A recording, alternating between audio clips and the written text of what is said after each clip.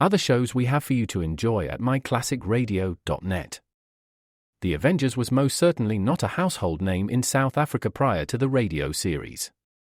With no national television service until 1976, the mechanism simply was not present in the country to show television programs to mass audiences. While many other countries reveled in the filmed adventures of John Steed and company, South Africa was not equipped to join in the fun. The series took Britain by storm and made a major impression in the American markets, being that greatest of rarities, a British series given a network transmission slot.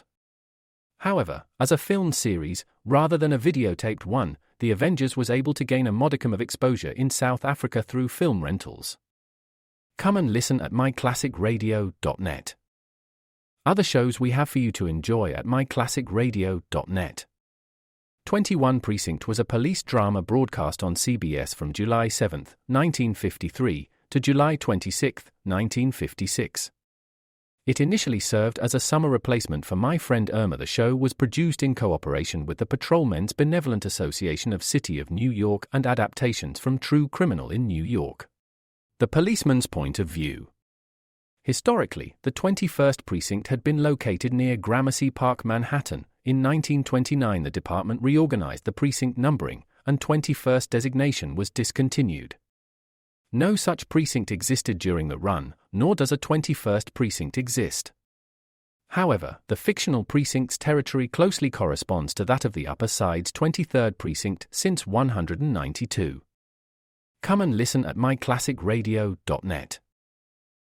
Your Coca-Cola bottler presents Claudia, based on the famous play and novels by Rose Franken. Brought to you transcribed Monday through Friday by your friendly neighbor who bottles Coca-Cola. Relax, and while you're listening, refresh yourself. Have a Coke. And now, Claudia.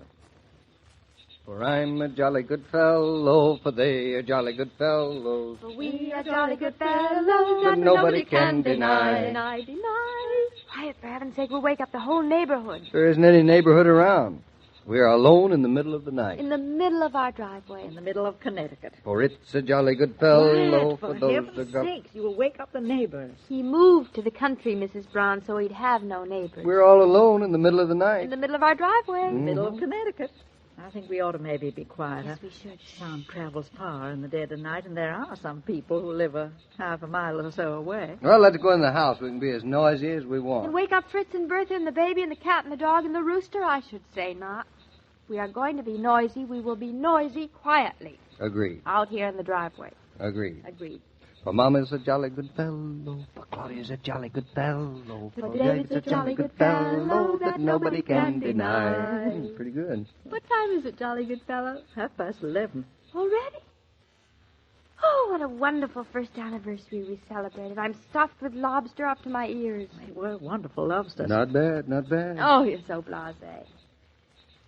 I hate to go in the house. It's such a beautiful, coolish night. Well, I don't know about you, but I'm off to bed.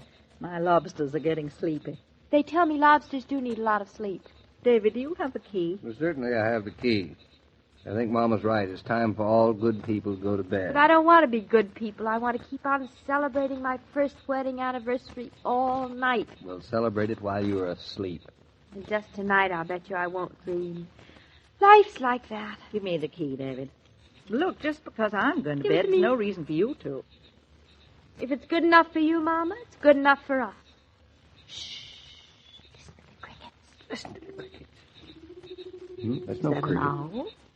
He's coming to wish us a happy first wedding anniversary. Congratulations, David Norton. Congratulations, Claudia Norton. Congratulations, Mrs. Brown. I thank you. I thank you. Nothing at all. It is a beautiful night. So many stars. I'm glad we moved to the country. There are many more stars in the country than there are in New York. And two of the brightest ones are in your eyes. You're so poetical. It's the lobster in me that's talking. Are we going to stand on this doorstep all night? It's a lovely doorstep, too. Everything is lovely. Bluff has come to join Yeah, us. Bluffo. Come on, old boy. Come on, boy. Oh, such We excitement. should have taken him with us. It wasn't nice to leave him home when we were out celebrating. Oh, Bluffo, you wouldn't want him to come, would you? You wanted to stay here and protect our homestead. That big sissy, he couldn't protect a mouse. Oh, shop Bluff. Be quiet. Quiet, boy. Quiet. Down. Oh, now he's gone and awakened all his friends. There'll be no peace in Eastbrook tonight. There should be no peace in Eastbrook tonight. After all, it's our first wedding anniversary, isn't it? Thank goodness it only comes once a year. It only comes once a year to the outside world. But to me, it comes 365 times, and on leap year 366. Well, what do you know, Mama? Your daughter knows how many days there are in a year. The little show-off. Good night. Good You night. don't really mean it, do you? Oh, yes, I do. I don't know why you're fussing with that key, Mrs. Brown. The door is not locked. Why didn't you tell me? I've been ruining my eyes looking for that keyhole. Well, they don't lock doors in Connecticut. Now, I shall disappear into the house. You're not supposed to disappear until midnight. Are you hinting that I'm an old witch on a broom? Isn't she clever? No. You are the fairy godmother on a moonbeam. Oh, I can't take any more of this. You're turning my head. Good night, children. Good night, Mama. Good night, Mama. Sweet dreams. And I do want to say this. It's been a lovely year. Hasn't it? You both made me very happy. I sleep very easily now. It's the country air that does it. More than that, you know it. Anyway, here's to another year and lots more country air. Good night. So long, Mrs. Brown. I hope I'll be like Mama someday. Well, every chicken becomes an egg, or every egg becomes a chicken, as the Every saying egg goes. does not become a chicken. You told me so. Now, don't split yolk. Oh, no more. Oh, I hate calling it a night. Let's take a little walk. You feel like walking at the strangest time. What's strange about the middle of the night? Anyway, whoever said the night was lonesome was just crazy. No, I don't think he was so crazy. There are nights that never end and nights that can be terrifying when you're alone. Don't you ever feel alone? No, not anymore. You used to? I certainly did. After your father died, the nights must have been terrifying. And before I met you. I missed something, didn't I? I'm glad you missed it. I wonder. I've been so lucky. Everything was always so perfect. Mama and I, and before I'd even outgrown being a daughter, there was you. I was a wife. And not such a bad wife at that. David, I don't know how you stood me the first few months we were married. I had to hang on my teeth some of the time, I'll admit. I just didn't know anything about anything. Oh, what a dope I was. Now, look, you don't have to convince me of I that. wasn't good for anything. I was an ignoramus around the house. Ignoramus, that's you. Remember the things I used to try and cook? I certainly do. The pies I burned, Ooh. the eggs I hard-boiled, and the salmon mousse we ate for days and days Oh, and days and days and days. Oh, don't talk about salmon. My lobster resents it. Listen, you remember the time I scraped the paint off the window with your razor blade? Mm-hmm, I certainly do. I tried to scrape the beard off my face with the same blade. Oh, I'll never forget. You know, I ought to whale the daylights out of you, come to think of it. You did. A good whaling? A swell whaling. Well, Shakespeare, hello, little kitty. isn't anybody asleep tonight? Of course not. It's our anniversary. Well, let's see. Only 20 more minutes of it. David, let's sit down here on the side of our own hill. We can see out all over the country. Look, there's a light in Mama's room. I bet you 20 cents she went in and kissed Bobby goodnight. That is not a fair bet. Of course she did. Look at how the light in her room shows up the green in all the trees. How long the shadows are. Mm-hmm. It's the only light for miles. Still. Poor Shakespeare. Maybe we ought to get him married, too. Maybe he is. Who knows? Cats tell no tales. But Shakespeare has such a beautiful one. I kill myself. You certainly do. Remember the night you gave him to me? Most positively do. Oh, That was one of the most brilliant maneuvers of my career as a husband, if I do say so myself. brilliant. Brilliant. Poor Shakespeare. You were nothing but a little red herring for David's cold. I wonder if Shakespeare remembers his brother. Well, I certainly do. So funny about life. What is? It's always taking hostages. For everything you receive, you have to give something back. That holds even for cats. We have Shakespeare, but to keep him, we lost his brother. You've learned a big lesson. Well, I have an awful lot of big lessons left to learn. Now we have a son. I wonder what he'll cost us. He cost you a lot already. I don't mean money. No, I don't mean money either. What hostage for Bobby, David? A part of us. I don't mind being less free than I was. It's a very small price. So far, we're lucky. That's the only price to date, but there are others. Peace of mind, I suppose. I guess behind the great excitement of having a baby is the realization that in the having there can also be loss. That makes Bobby twice as valuable. Golly. I certainly started out a year ago not knowing from beans. Well, you had a big dose of beans, huh? I've gotten so I even like beans. Think, just a year ago, we were married. Just you and I. Only two people in the whole world. No responsibilities, no problems, no nothing.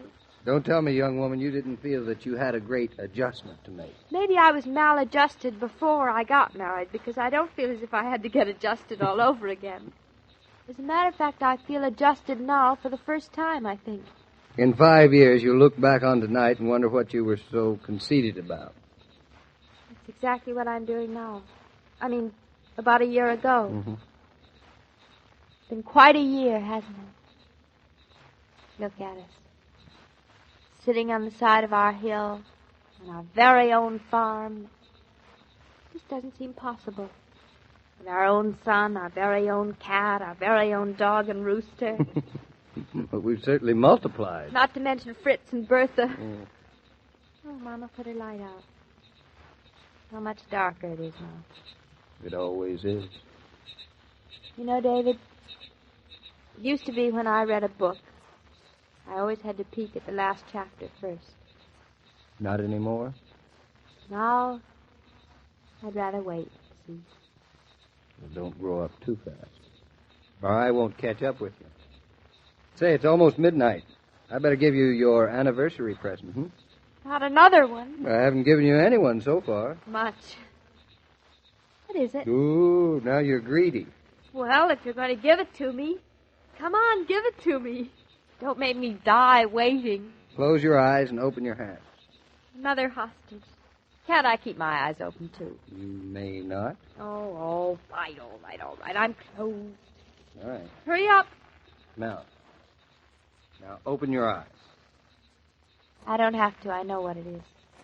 I can feel it in the palm of my hand. Well, if you're so smart. Before I open my eyes, slip it on my finger, David. Hold out your hand. There you are. Beautiful. Engagement ring. Before you say I shouldn't have spent the money, the stone was my mother's. I'm glad. I hope wherever she is, she knows. Better late than never, A day earlier would have been too soon. I don't think people really know what getting engaged to be married means. For a long time after. It's very becoming to you. My engagement ring, it's beautiful. Look at the way it glitters, even in the dark. I didn't mean your ring. What did you mean, David? Very becoming to you. Being married is. I don't know what I'd do without you. I love you, Mrs. Norton. And I love you, Mr. Norton. You're the greatest of pleasure, the greatest of love, always. If the man of the house comes home and says he's invited a few folks over for the evening, do you look surprised and pleased, or just surprised? You can greet such announcements with carefree pleasure if you always keep enough Coca-Cola on ice for hospitality. You might check your supply of Coke right now to be sure you're prepared for unexpected guests. Mr. King, have Claudia and David come into the house yet? Yes, just a few minutes ago. Strange. I didn't hear them. Well, perhaps they were more subdued than usual. Well, they must have been. Still, they were very gay when I left them. Our mood changes. An anniversary isn't all gaiety. It's a reckoning, too. Well, as long as they're safely tucked in, I guess I'll go back to bed. Sweet dreams, Mrs. B. I'll have them. Life is sweet, so dreams are. Claudia agrees to that tonight, but ask her tomorrow night, Mrs. Brown, and she'll tell you it's a dog's life. A what? It's a dog's life. And there are moments when she'll wish she could go to the dogs. Well, that sounds fascinating. I'll be around tomorrow to hear the barks. Goodbye, Joe. Goodbye. Every day, Monday through Friday, Claudia comes to you transcribed with the best wishes of your friendly neighbor who bottles Coca-Cola. So listen again tomorrow at the same time. And now this is Joe King saying au revoir. And remember, whoever you are, whatever you do, wherever you may be, when you think of refreshment, think of Coca-Cola. For Coca-Cola makes any pause the pause that refreshes. And ice-cold Coca-Cola is everywhere. This broadcast of Claudia was supervised and directed by William Brown Maloney. And now, here's a word from your friendly neighbor who bottles Coca-Cola.